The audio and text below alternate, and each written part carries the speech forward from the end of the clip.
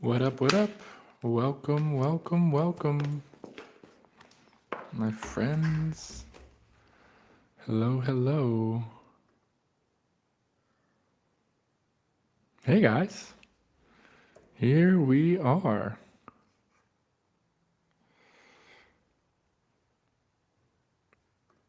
Howdy, howdy. Welcome to our Q&A here. Hey, I care. Welcome, welcome. Welcome, welcome everybody. We're just gonna have a little short Q&A here today. Talk about some of the questions that you guys have. Please, please, please ask the questions that you have. We're gonna be talking about spending time around the family, and I'll be sharing a little bit from the free guide that I made, a little bit from the series, and this is all to kind of share and prepare you guys so you don't have to feel nervous around the family this holiday. The reality is that we all want connection. We all desire to be able to be seen, to be known, to be held, and oftentimes, unfortunately, our families don't always have the capacity to do that. But I really believe that self-leadership comes when we understand these parts of us, their wants, their needs, the places that they're stuck. When we understand that, so we can not put ourselves in vulnerable positions and we actually have space to connect. So please, please, please let me know what questions you guys have, because that's really the whole point of today, is to have you guys ask questions, a little Q&A, the things that you guys are feeling nervous about. So first of all, I'd just love to hear how you're feeling about the holidays. If you guys are feeling nervous, if you're feeling excited, if you're feeling sad. I know sometimes we can't be with family for the holidays, but I'm wondering how everybody's feeling about going home for the holidays, and especially I'm wondering what feels the scariest, or what are the things that feel the most intimidating. One of the biggest messages that I think is most important to understand when we're around our family is that reactivity is the fuel of dysfunction. And oftentimes our lives are just one reaction to another reaction to another reaction to another reaction. And reactivity occurs when emotion doesn't get processed, and we take that emotion on and we just act on it without thought. So the opposite of reactivity, or not the opposite, but the antidote to reactivity is responsiveness. And the difference between a reaction and a response is thought and awareness. When we don't have thought and awareness, it's like that emotion takes over and it acts out on us. But when we have thought and awareness, we can notice the different reactions happening in our body. We can notice the emotions that are emerging as storms, as clouds passing through us, without taking them on. One of the biggest areas that we get into trouble, especially with our family, is when those big emotions get activated. We look at the world from the big emotions rather than looking at the big emotions. And this is what we call blending in internal family systems theory, when one of these young, vulnerable parts who has a protective role or holds a lot of emotions just takes over the driver's seat. You see, when we're very young and we get stuck and we get hurt, we cut off from those vulnerable parts. We cut off from those young parts. And we do that because if we were to stay vulnerable, it's likely that we would be getting hurt even more and more and more. The difficulty is that when those vulnerable parts get cut off from us, then when we're around family, oftentimes they're just so ready to come out. We can so often, I hear this from my clients all the time. They say, I don't know why I expected it to be different. Well, you didn't expect it to be different, but there's a young, vulnerable part that's hoping for redemption, and it kind of jumps in the driver's seat and takes over. And so when these parts, one part holds all the pain and all the difficulty, another part has the protective role of keeping that pain at bay. We call those managers. When those parts get triggered and activated, we see the world through the eyes of these young, hurt parts of us who have these big, extreme emotions, because parts have burdens. These parts of us, when we get hurt, they get dumped with emotional burdens. And burdens are the extreme beliefs, the extreme emotions, the extreme behaviors, all these protective mechanisms, or maybe it's the pain. They are what show up, what take over in the moment when we're hurt. So that's just kind of a little overview of IFS. It's one of the things that we cover, but I would love to hear, guys, from you, how you guys are feeling about the holidays. I'm curious about the things you're excited for, the things you're nervous for. My hope here today is for this to be really interactive, to really connect with here and where you guys are at. I would love to hear about the most difficult part of the holidays for you. I think we can have this dynamic where the holidays can either be like this thing that's portrayed as this super big ideal, this perfect thing, and on the other hand, it can be something that we dread, that we fear, and that polarization just it leaves us stuck. And so I think one of the best things we can do is talk about it in a way that doesn't obsess about it, that doesn't avoid it, that doesn't hesitate, but also doesn't have to downplay it. Like we just call it for what it is. So I would love to hear, the thoughts, the questions that you guys have. I think one of the best examples of reactivity in the family is that we can see one of the things that's been really fun is my kids I've got two kids. I've got a little 2-year-old named Vincent, and I've got my little girl just turned 1. Actually, that was a crazy time. 1 year ago, my wife and I, she just turned 1 the other day. 1 year ago, my wife and I were driving to the hospital, and my wife actually gave birth right outside the hospital. But that's a story for another time. Um, but you can see reactivity because when I'm irritated or my wife's irritated or we're in a bad mood, you can just see how the kids act out, right? When we're stressed and we don't have as much time or attention to give them the time and attention that they need, you can see that they act out in behaviors, right? So when kids don't get what they need, you can see that reactivity. One of the other ways you can see reactivity is when a kid falls down, right? And you can see certain parents run over, pick the kid up, and are like, "Oh, you're okay, you're okay." And what does the kid do? The kid starts to cry. On the other hand, you can have parents who the kid falls down, they're like, you're fine, just get up, walk it off. And the kid learns to cut off from themselves. And so these are the ways where we're constantly interacting with our children, and they're learning from us how to act, how to behave. So Jasmine said she's excited. You're excited to visit with her family, but you don't know, but you know there will be moments of stress with the family. I'm hoping to keep my cool. Yeah, Jasmine, I think that's one of the reasons why I created that guide. So if you DM me a holiday plan, I'll send it to you because one of the biggest differences, one of the biggest things that I see, I work with a lot of clients who feel nervous about the holidays, and there's a really big difference between the people that I work with that go home and actually come out of the holidays grown and like deepened in their practices, and those who go home and come out of the holidays and feel like they've regressed and fallen back, and it's having a plan. And that's why I created this, is because our intention to be different isn't enough. This was really interesting when I was studying psychology in my undergrad, and I was doing a research internship for research. I was doing all these research. I was researching automaticity and habit.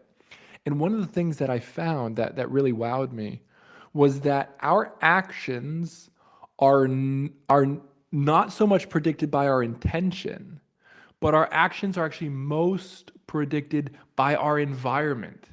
And our actions are most predicted, especially in the relational environment. And so this is one of the reasons we can say, I want to be different, I want to be different, I want to be different. But if we do not have a concrete plan for how to be different, nothing's going to change. So intention is really not enough. And that's why I created the holiday plan. It's a step-by-step guide that gives you a little bit of information. It's completely free, so you guys can just DM me holiday plan. It's a step-by-step guide that teaches you some coping skills. This is one of the other things that mindfulness is such a helpful practice. But these coping skills, these things don't work if you don't practice them. One of the interesting things about psychotherapy is that the research shows that pretty much every single theoretical orientation is really effective. Salgo, if you DM me holiday plan, you can't comment here, but if you DM me, send me a direct message, you can get that. But what they find is that pretty much every single therapeutic approach is effective, but, sorry, what was I saying there? I don't actually remember what I was talking about there. I totally just lost it trying to respond to someone's question. But I think what I was trying to get to is it works if you work it. It's really about, are we putting these things into practice? And in the mindfulness practice, if we do not actually put the effort, put the time in, our intention isn't enough.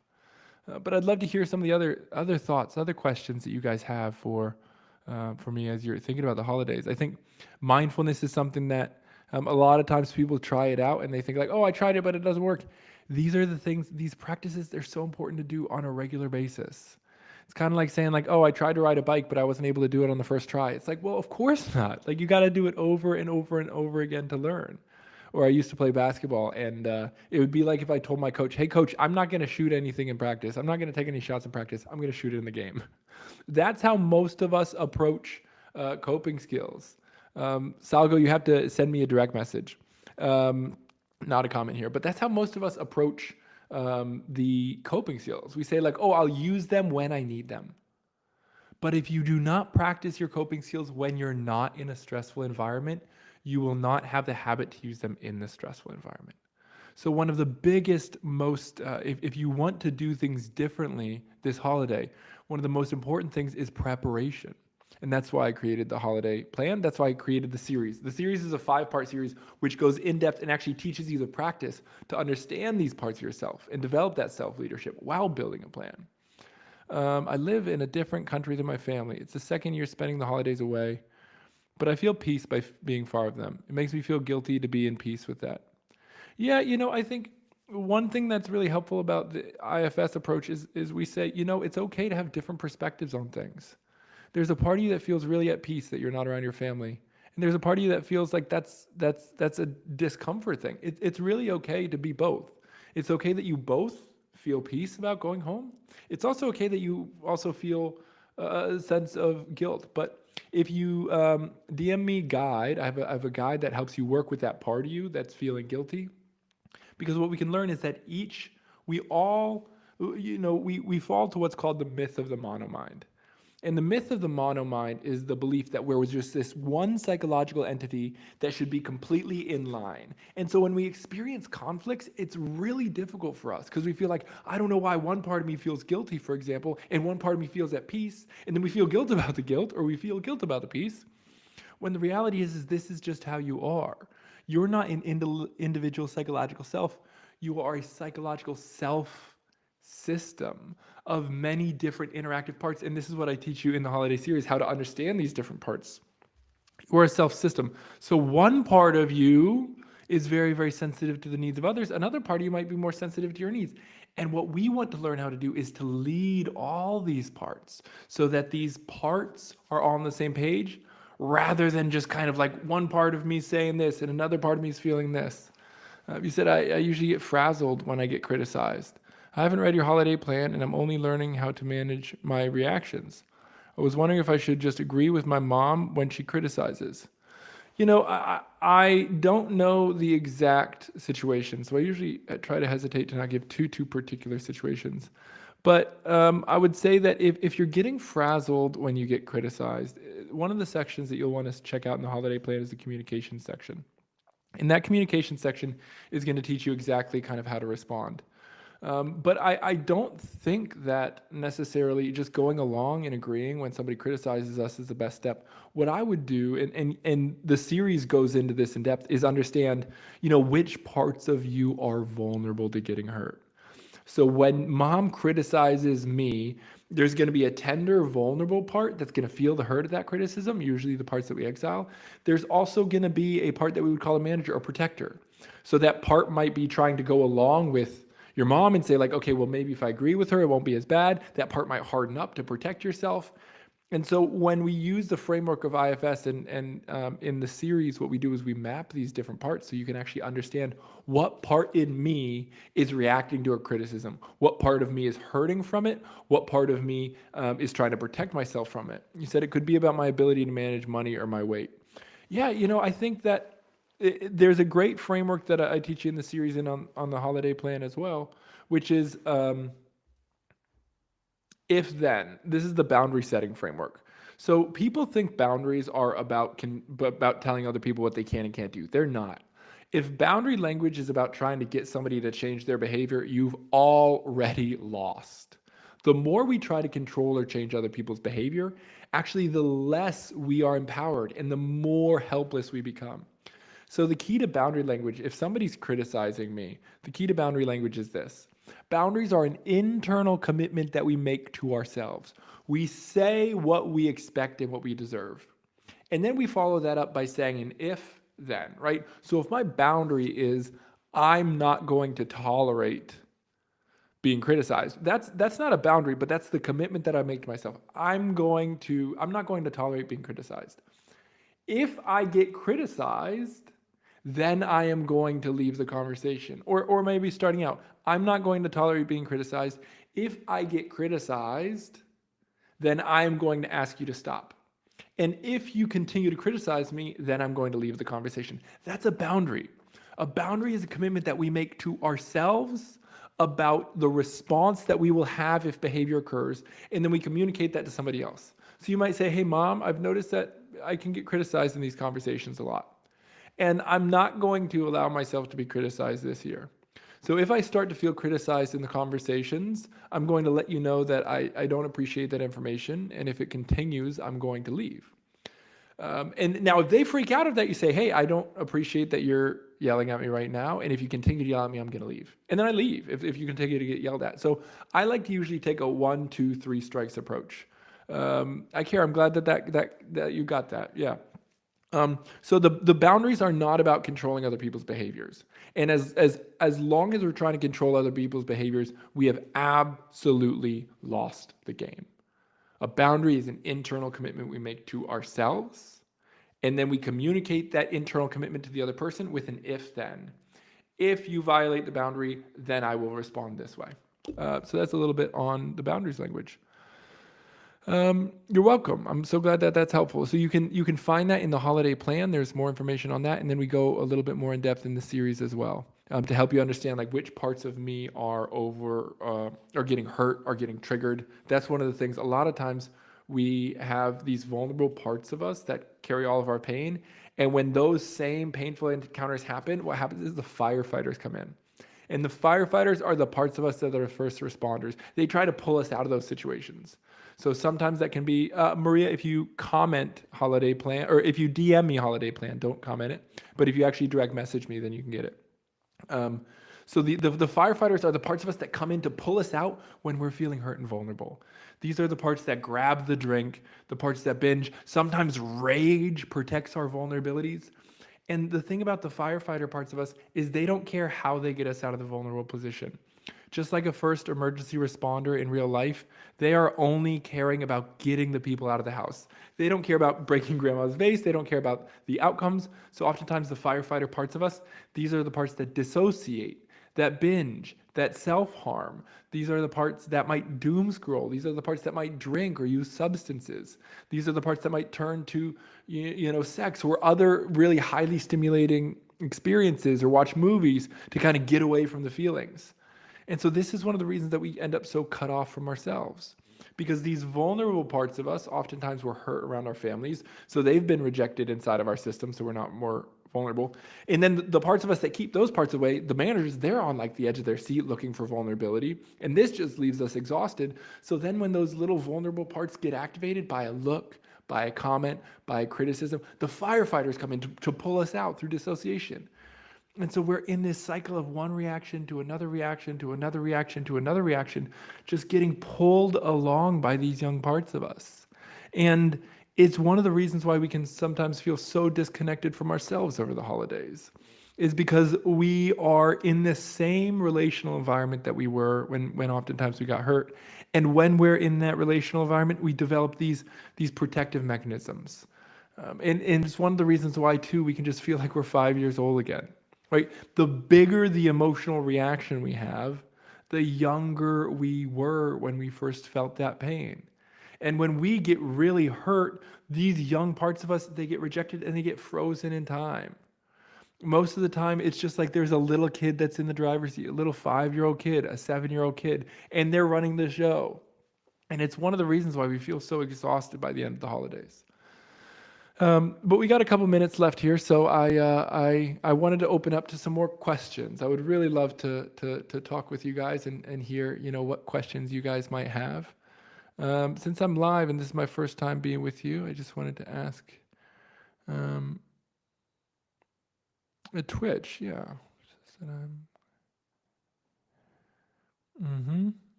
Reflection of the person on how about a very loud eye twitches, thigh twitches, just like those, I think, involuntary movements. Yeah, I I couldn't say. I don't know that my friend, my girl, I'm not sure that I understand well enough to really speak on it here. But I would probably check it out with maybe a therapist in your area. I think. I'm not. I feel it feels like maybe a longer conversation. But Ala Maria, once we identify a feeling, how do we get past it? That's a great question. So one of the big things that happens is that when a feeling comes up, we don't let it pass through us. If you are trying to get past the feeling, you've already lost, and it's going to be a long time of hurt, because when you push feelings away, they don't go away. They just get stockpiled up, and then they fly out the next time we feel that feeling. So one of the favorite phrases that I have, and Ala Maria, you might like the Mindfulness for Big Emotions course. It's on my website. It's completely free. It teaches us how to feel through feelings. But in when we identify a feeling, there's kind of two different approaches that I would say. The first is that we can recognize that this is a storm passing through me. If instead of trying to get away from the feeling, you just let that feeling kind of push through you like a wave, it will push through you. And one of the examples I like to use is if you imagine like a radar, like a map of a storm passing by. When you look out the window and there's a storm, a thunderstorm outside, you don't know that the storm's passing through you. It looks like the storm is just there. But if you zoom out, you can see that that storm is actually moving. This is how emotions are. Emotions are feelings that move through our bodies. So the first thing that we can learn how to do is that if you pay attention to the feeling long enough, and if you actually, this sounds crazy, but it's true. If you actually just allow the feeling to be here in your body, and you pay attention to it without pushing it away, without judging it, without trying to overcome it or change it, it will pass through you. It will rise and it will fall. And in the Mindfulness for Big Emotions course, that's exactly what I teach you to do, to feel through those big emotions. So please, guys, keep these questions coming. Q&A about being around the family, about the holidays, about communication, conversations, and boundaries. I'd love to hear the questions, my friends. One of the other approaches, Ala Maria, for working with these big emotions is through the IFS framework. And this is what I teach you in the series, is that oftentimes it's not just an emotion, but it's a part of us, right? A part that has its own thoughts, its own feelings, its own memories. This is why one of the reasons when we feel certain feelings, all these memories come up. And one of the things that I say to my clients again is I say things like, it sounds like this is the same painful, familiar feeling. Because we often get stuck in the same emotional experiences. But because these are parts of us that when we're very young and we get hurt in that way, they get shoved away. So then when we get hurt in that same way later on, that same part gets triggered and activated and feels so overwhelmed. And so it's not just an emotion, it's a young part of us. It's like a child part of us. So the other way that we can work through those big emotional reactions is we can learn to listen to the emotion. And that's what I teach you to do in the series. To find the part, focus on where it's showing up in our body, and just asking that part without shoving it away or pushing it away. Like, what do you want me to know? And so there's a guide that I have that we use in the holiday resilience series that I think you could really like. You can message me guide to, and I can send it to you. What do I think about neo-emotional release? I've never heard about neo-emotional release, Elenza. So if you could tell me what neo-emotional release is, I can only tell you that it's new emotional release. But breathwork, I love breathwork. I think that there's a lot of really great types of breathwork. I think that it's important if you're getting into breathwork to really learn both sides of the breathwork. Oftentimes we can just focus on one side or the other side, either what's either called the lunar or the solar energy, or the sympathetic or the parasympathetic. There's breath work that really amps our nervous system up, and there's breath work that really kind of calms us down. I think it's really important that we practice both and that we learn both. But I'm a really big fan of breath work. And in terms of dance, I love to dance. I absolutely love to dance. I don't know if there's any particular dance that you're talking about, but I think especially in the States, unfortunately, we've really, really lost our embodiment. We've lost the values of actually living and being and breathing in our bodies. And so one of the beautiful things about dance is I think it's a real great practice of embodiment. I'm getting afraid to let emotional come through in therapy. Do you have some tips on when I'm getting afraid when it's coming? Yeah, one of the biggest things I think is when you're feeling afraid of being emotional in therapy, I think one of the best things that you can do is just tell your therapist. This is always what I encourage my clients to do because we don't want to force the emotions, but we want to know kind of the situation that we're working in.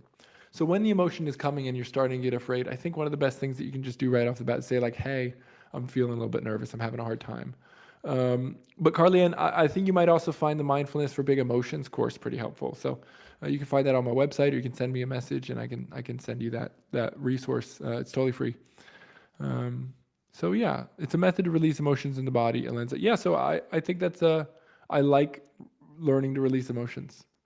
We got a couple more minutes here, guys. So if you guys have any final questions here before we wrap up, DM me holiday plan if you want my free plan on how to prepare for your family around the holidays, and DM me series if you guys want to learn. It's a 5-part series. It really is, in my opinion, it's the things that it takes me like 3 months to teach someone in therapy in about 3 hours.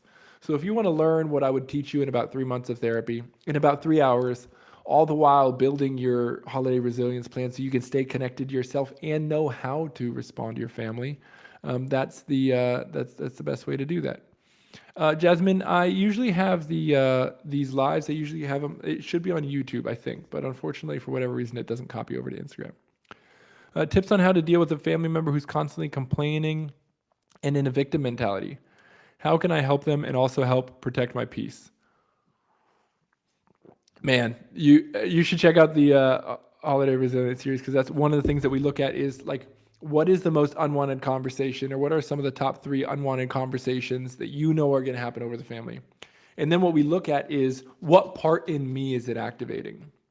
So I think in order to understand the part that's completely the person that's complaining and our frustration with them, first of all, I think the mindfulness practice can be so important. But I would say this: no matter what, if you don't prepare to be around that family member, you're just going to get caught up in the same old cycle. And so in terms of helping them, I don't know if you can help them. Sometimes the most helpful thing to do can be to say like, hey, I would love to help you, but when you speak like this, it makes it really hard to connect. Or say like, hey, I can tell you that you're having a really hard time, but it feels like when you're talking about your problems, we're not really connecting. It feels like they're just going on, but I don't feel like I'm actually talking to you. And so I would really encourage you to check out the mindfulness practice. I would really, really encourage you to check out kind of an understanding of what part in me is getting activated. And can I learn to sit with this part of me that's feeling frustrated, rather than this part of me that's feeling frustrated to take over and run the show? I think you'll find that helpful. Great. Well, if we have any final questions here in the next minute, we'll answer those before we wrap up. But DM me holiday plan. It's a totally free plan. And if you'd like to go even deeper than that, DM me series, and we'll get you guys a series. It's a resource, like I said, that it's like the equivalent of like 3 months of what I would teach you in therapy, in one-on-one therapy, in about 3 hours. And you finish up and you get a very clear plan and a template of understanding yourself psychologically, understanding the vulnerabilities, the ways that you've learned to protect yourself, the difficult situations around your family, understand the context, the system, and creating a path for self-leadership. So thank you all for being here. And feel free to DM me any questions you have. DM me holiday plan, DM me series. And I hope you guys have a very, very Merry Christmas. So take good care. Peace.